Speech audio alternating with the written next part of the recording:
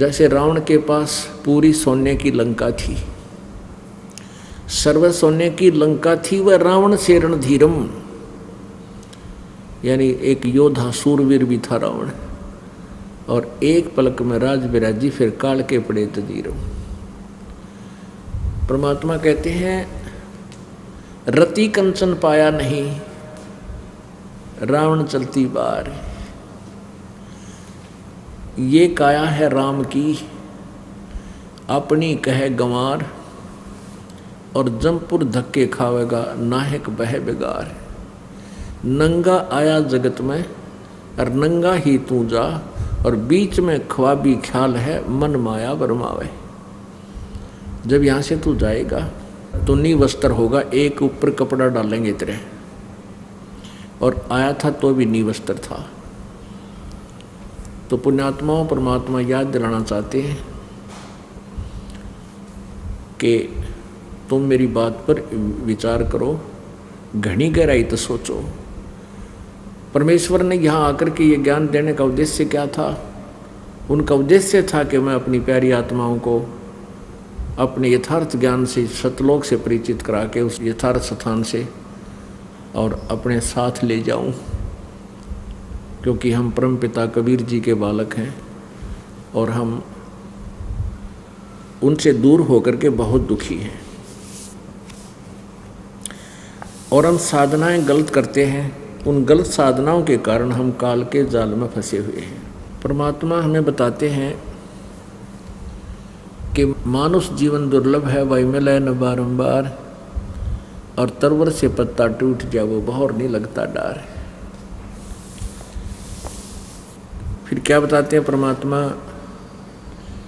यो सौदा फिर नाही रे संतो, यो सौदा फिर नाही, ये सौदा फिर नाही रे संतो, यो सौदा फिर नाही। लोहे जैसा ताव जात है, लोहे जैसा ताव जात है, काया दे सराही रे संतो, ये सौदा फिर नाही, यो सौदा फिर नाही रे संतो, यो सौदा फिर नाही। तीन लोक और भवन चतुर्दश, तीन लोक और भवन चतुर्दश, सब जग सौदे आई रे संतो, ये सौदा फिर नाही, यो सौदा फिर नाही रे संतो, यो सौदा फिर नाही। दूने तीने किए चौगने, दुगने तिगने किए चौगने, किन्हु मूल गवाई रे संतो, ये सौदा फिर नाही, यो सौदा फिर नाही रे संतो, ये सौदा फिर नाही। यो दम टूटे पिंडा फूटे, ये दम टूटे पिंडा फूटे, ओ लेखा दरगाह माही रे संतो, ये सौदा फिर नाही, यो सौदा फिर नाही रे संतो, ये सौदा फिर नाही। उस दरगाह में मार पड़ेगी, उस दरगाह में मार पड़ेगी, जम पकड़ेंगे बाही रे संतो, ये सौदा फिर नाही, यो सौदा फिर नाही रे संतो, यो सौदा फिर नाही। वह दिन की मोय डरनी लागे, वह दिन की मोय डरनी लागे, लज्जा रे अकनाही रे संतो, ये सौदा फिर नाही, यो सौदा फिर नाही रे संतो, यो सौदा फिर नाही। नर नारायण दे पाय कर, नर नारायण दे पाय कर, तू फेर 84 जाई रे संतो, ये सौदा फिर नाही, यो सौदा फिर नाही रे संतो, यो सौदा फिर नाही। जा सतगुरु की मैं बलिहारी, जा सतगुरु की मैं बलिहारी, जो जामन मरण मिटाई रे संतो, ये सौदा फिर नाही, यो सौदा फिर नाही रे संतो, यो सौदा फिर नाही। कुल परिवार तेरा सकल कबीला, कुल परिवार तेरा सकल कबीला, मसलत एक ठहरा ही रे संतो, ये सौदा फिर नाही, यो सौदा फिर नाही रे संतो यो सौदा फिर नाही। बांध पिंजड़ी आगे धर लिया, बांध पिंजड़ी आगे धर लिया, फिर मरघट को ले जाई रे संतो ये सौदा फिर नाही, यो सौदा फिर नाही रे संतो। अग्नि लगा दिया जद लंबा, अग्नि लगा दिया जद लंबा, फूक दिया उस ठाही रे संतो ये सौदा फिर नाही, यो सौदा फिर नाही रे संतो, यो सौदा फिर नाही। वेद बांध फिर पंडित आए, वेद बांध फिर पंडित आए, पीछे गरुड़ पढ़ाई रे संतो ये सौदा फिर नाही, यो सौदा फिर नाही रे संतो, यो सौदा फिर नाही।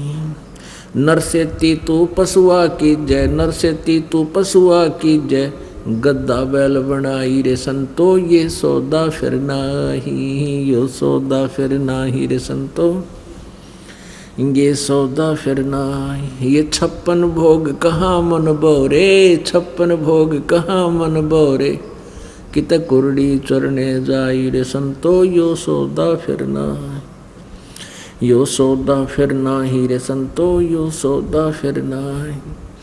प्रेत शिला पर जाए बिराजे, प्रेत शिला पर जाए बिराजे, पितरों पिंड भराई रे संतो यो सौदा फिर नाही, यो सौदा फिर नाही रे संतो, यो सौदा फिर नाही। बहुर श्राद्ध खान को आए, बहुर श्राद्ध खान को आए, काग बहे कल माही रे संतो यो सौदा फिर नाही, यो सौदा फिर नाही रे संतो, यो सौदा फिर नाही। जय सतगुरु की संगत करते, जय सतगुरु की संगत करते, ये सकल कर्म कट जाई रे संतो ये सौदा फिर नाही, यो सौदा फिर नाही रे संतो, यो सौदा फिर नाही। अमरपुरी में आसन होते, अमरपुरी में आसन होते, जहाँ धूप ना छाही रे संतो ये सौदा फिर नाही, यो सौदा फिर नाही रे संतो, यो सौदा फिर नाही। सुरत नृत मन पवन पियाना, सुरत नृत मन पवन पियाना, शब्द शब्द समाई रे संतो ये सौदा फिर नाही, यो सौदा फिर नाही रे संतो, ये सौदा फिर नाही। गरीबदास गलतान महल में, गरीबदास गलतान महल में, मिले कबीर गोसाई रे संतो ये सौदा फिर नाही, यो सौदा फिर नाही रे संतो, ये सौदा फिर नाही। गरीबदास गलतान महल में, गरीबदास गलतान महल में, मिले कबीर गोसाई रे संतो ये सौदा फिर नाही, यो सौदा फिर नाही रे संतो, यो सौदा फिर नाही। अब परमात्मा से परिचित होने के बाद आदरणीय गरीबदास साहिब जी ने परमात्मा से प्राप्त उस ज्ञान को हमारे लिए कितने अच्छे ढंग से पेश किया है। क्या बताते हैं कि ये सौदा फिर ना ही संतो, क्योंकि सत्संग के अंदर पुण्य आत्मा ही आती है, संत आत्मा होती है। भले ये वर्तमान में बिगड़ चुकी है, कुसंगत में पड़कर भले कोई गुटी शूटी भी लावा है, किसी ने बीड़ी बैड़ी भी पी है, मांस भी खा लिया है, कोई और भी उठपटांग कर दी है, लेकिन वो पुण्यात्मा फिर भी परमात्मा की तलाश में रहती ही है। और जब उनको सत्संग मिल जाता है तो वो बुराइयां छोड़ करके समर्पण हो जाती है। तो इसलिए कह रहा है कि ये सौदा फिर ना ही संतो, ये पुण्यात्माओं, संत होते पुण्यात्मा, कि ये सौदा फिर ना ही संतो साध भक्तों, और ये सौदा फिर ना ही। ये मनुष्य जीवन जो है ये ऐसा बताया है जैसे लोहे को गर्म करते हैं। ये लोहार कारीगर लोहे को गर्म करते हैं, गर्म खूब जब लाल हो जाता है, उस पर सही ताव आ जाता है, तुरंत निकालते हैं और ऐरन पर रख के ऊपर हथौड़े तेने कट कट कट कट फटाफट मार के, और उसका जो भी औजार बनाना चाहते हैं, जो भी वस्तु बनाना चाहते हैं, वो उस गरम पर चोट लगा के वो बना सकते हैं। यदि लोहा जरा सा भी ठंडा हो जाए फिर चाहे सारे गणधर पीट ले उसके ऊपर हथौड़े ने, वो बांगा टेढ़ा बन जाएगा, वह वस्तु नहीं बन सकती जिसके लिए वो गर्म किया गया था। तो ये मनुष्य जीवन क्या बताते हैं कि लोहे के जैसा ताव जात है, यो काया देश राही। ये लोहे के साथ ताव जाता है। मनुष्य शरीर समझ लो गर्म लोहा है जब तक ये मनुष्य शरीर आपके पास है, और इस मनुष्य शरीर के रहते रहते राम नाम की चोट आपने मार ली, लगा ली, सत भक्ति कर ली, धर्म पुण्य कर लिया, तो जिस वस्तु के लिए, जिस उद्देश्य के लिए आपको मनुष्य शरीर मिला था, अर्थात ये लोहा गर्म किया गया था, आपने उसका लाभ उठा लिया। और यदि ये लोहा हो गया ठंडा, राम नाम की चोट मारी नहीं तो बांगा टेढ़ा बनेगा, फिर गधा बन जा, कुत्ता, सुअर, ये मुंह लगेंगे आपके। फिर अरे कितना सुंदर शरीर दिया परमात्मा ने, इब तो दिन में 3 दर्पण देखा है और फिर गधा में पास देखिए दर्पण। तो कहने का भाव ये है परमात्मा का, ये सारी चीज़ें याद दिलाकर भगवान की तरफ आपकी प्रेरणा, आपकी लगन बढ़ाई जाती है। और यह सच्चाई है, क्योंकि सत्य जो होती है वो परमात्मा ही बोल सकता है और अन्य सत्य कह ही नहीं सकता। और परमात्मा जो भी वचन कहता है वो सत्य ही होते हैं। अन्य तो जीव है, वो कितना बोल सकता है, उसको तो कुछ भी पता नहीं होता। अब अगले 10 कदम 10 सांस के बाद का पता नहीं, 1 श्वास के बाद का पता नहीं। तो परमात्मा ने ये ज्ञान हमें बताया है, उस पर हमने बहुत ज़्यादा गहराई से सोचना है और अमल करना है। क्या बताते हैं? 3 लोक और भवन चतुर्दश, ये सब जग सौदे आही। अपनात्मा जैसे दुगने तिगने किए चौगने किन हो मूल गवाही।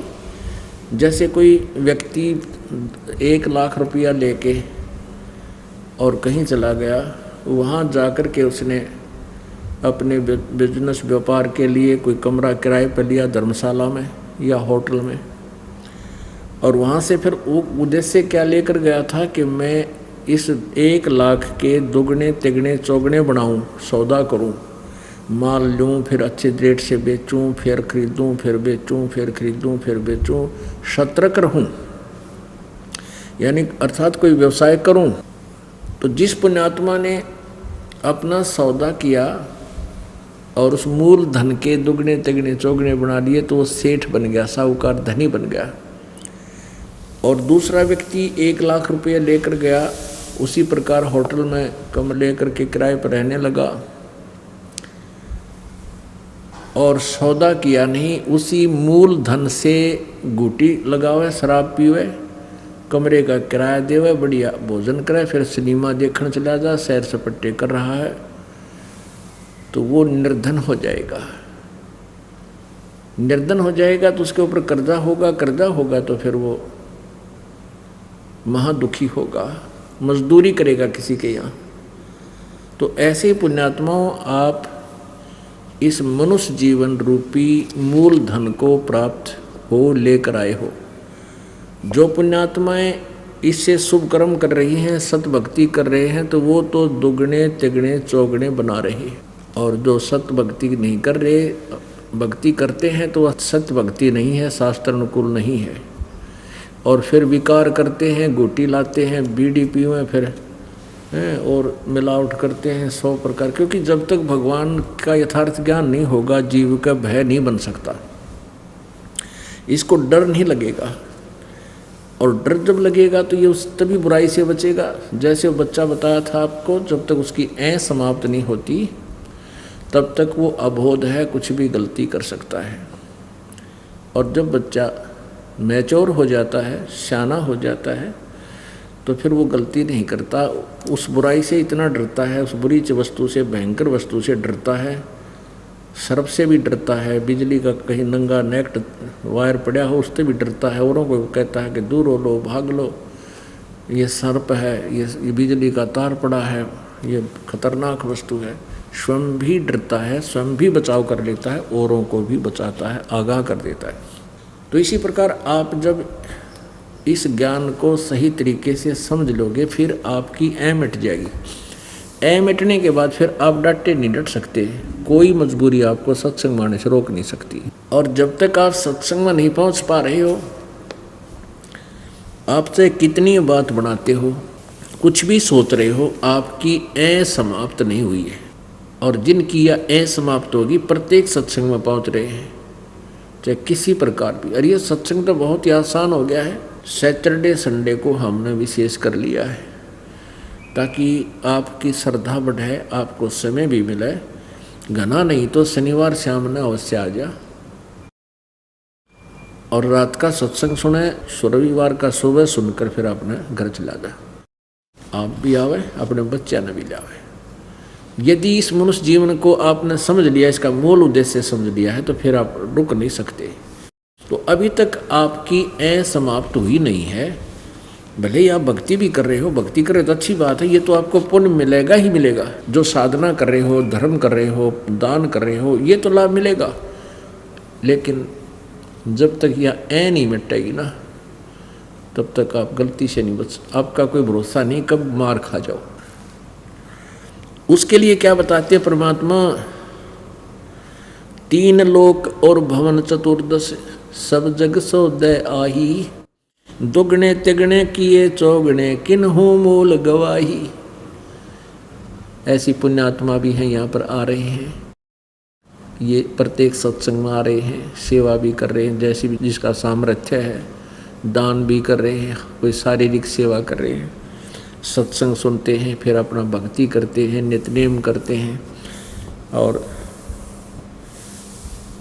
तो वो दुगने तिगने और चौगने बना रहे हैं। और जो पुण्यात्मा संसारिक दृष्टिकोण से हमें वो सुखी नज़र आते हैं, जैसे कोई उच्च अधिकारी बना हुआ है, या कोई एमएलए, एमपी, मंत्री, मुख्यमंत्री, प्रधानमंत्री का पद प्राप्त है, या कोई धनी व्यक्ति है, या कोई कर्मचारी है, समय पर टूक ठीक मिल रहा है, तो वो हैं तो पिछले जन्म के पुण्य संस्कारी व्यक्ति, लेकिन वो अच्छा एक भी नहीं कर रहे, अच्छा वो कर ही नहीं सकते।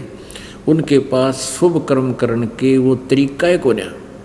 चाहे वो सोच भी रहे हैं, अच्छी आत्माएं भी हैं कि मैं इसका ये भला कर दूं, मैं उसका ये भला कर दूं, वो भला कर ही नहीं सकते।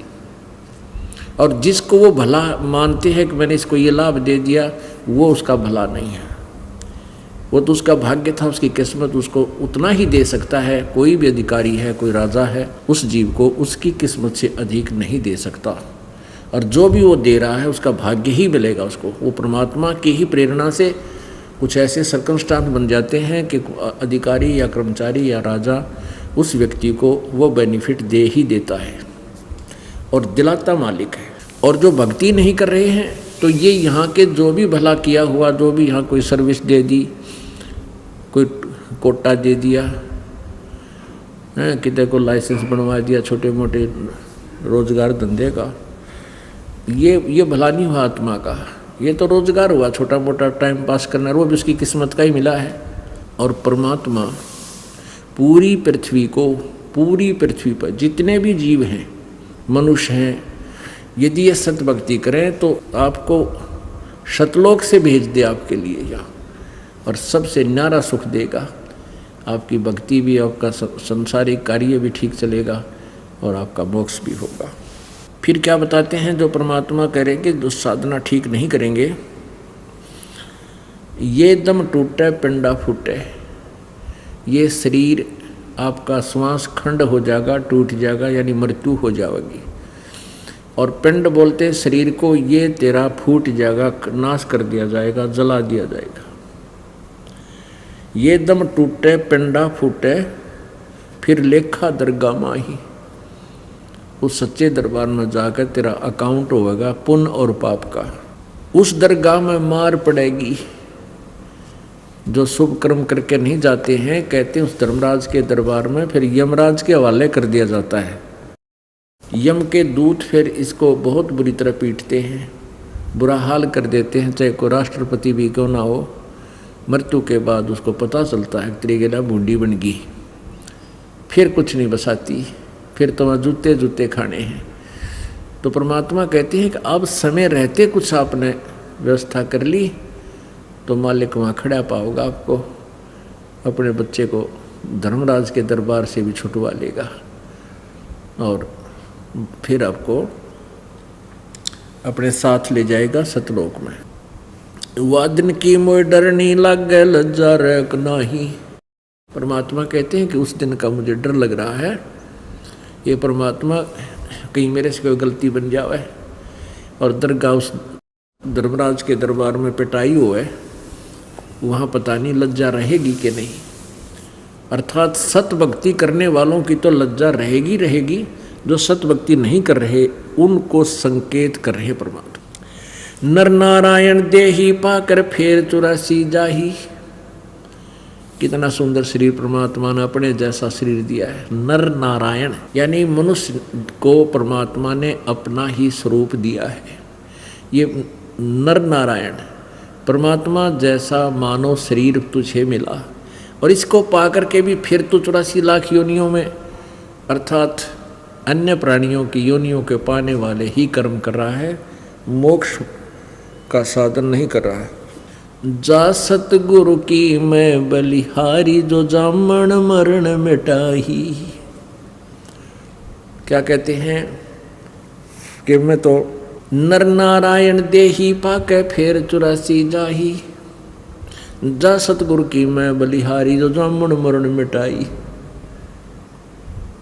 अब क्या बताते हैं, मैं तो उस सतगुरु के ऊपर बलिहारी हूँ जो जन्म मृत्यु हमारा जन्म मरण के इस दुख को दूर करवा दे। बाकी तो छोटी मोटी राहत चाहे कोई संत साधना बता दे उससे मिल भी जावे, लेकिन जन्म मरण की जो यह समस्या सतगुरु बिना नहीं हो सकती। जा सतगुरु की मैं बलिहारी जो जामन मरण मिटाई। यदि साधना नहीं करोगे एक दिन मृत्यु होगी। मृत्यु तो भक्ति करते हैं उनकी भी होगी, क्योंकि ये मृत लोक है, ये नासवान, यहाँ सभी नासवान है, कोई भी यहाँ सदा नहीं रह सकेगा, ना कोई रहा है। लेकिन परमात्मा कबीर जी कहते हैं आए हैं सो जाएंगे राजा रंक फकीर। एक सिंहासन चढ़ चले एक बंधे जात जंजीर। यहाँ जो जन्म हुआ है उनको जाना अवश्य पड़ेगा, परंतु एक तो भक्ति करके जाएंगे और एक बिना भक्ति वाले जाएंगे, केवल पाप इकट्ठे करके ले जाएंगे।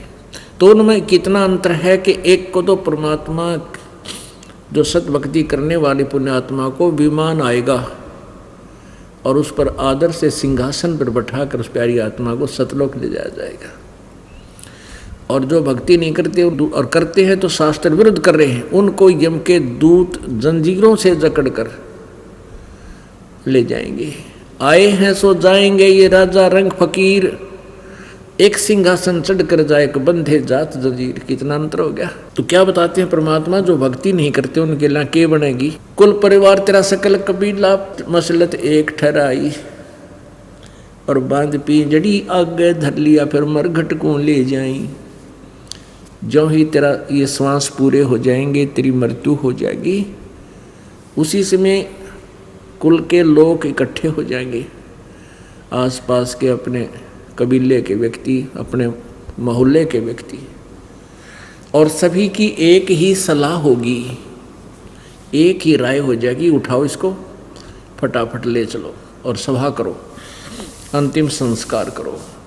कुल परिवार तेरा सकल कबीला मसलत एक ठहराई। बांध पिंजड़ी आगे धर लिया फिर मरघट में ले जाही। ओहो, बांध का अर्थी और मरघट में जा दरिया। अग्नि लगा दिया जद लंबा फूक दिया उस ठाही। अग्नि लगा दिया जद लंबा और फूक दिया उस ठाही। इस शरीर का तो काम तमाम कर दिया। और क्या शुरुआत होती है अज्ञान अंधकार के आधार पर। वेद बांध फिर पंडित आए पीछे गरुड़ पढ़ाई। अब क्या बताते हैं कि जैसे फिर क्या करते हैं ये गुरु लोग, बाद में गरुड़ पुराण का पाठ करते हैं 7 दिन तक। 7 दिन करते हैं या 13 दिन, और फिर उसका भोग लगाते हैं। उस गरुड़ पुराण के अंदर क्या लिखा हुआ होता है कि एक व्यक्ति भक्ति नहीं किया करता, उसको यम के दूत पकड़ कर ले गए।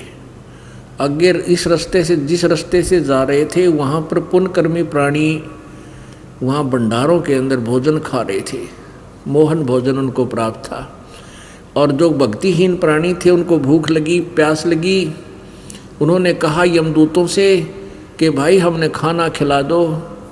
तो वह कहने लगे भाई तुम खाना नहीं खा सकते, तुमने कोई अच्छा काम नहीं किया।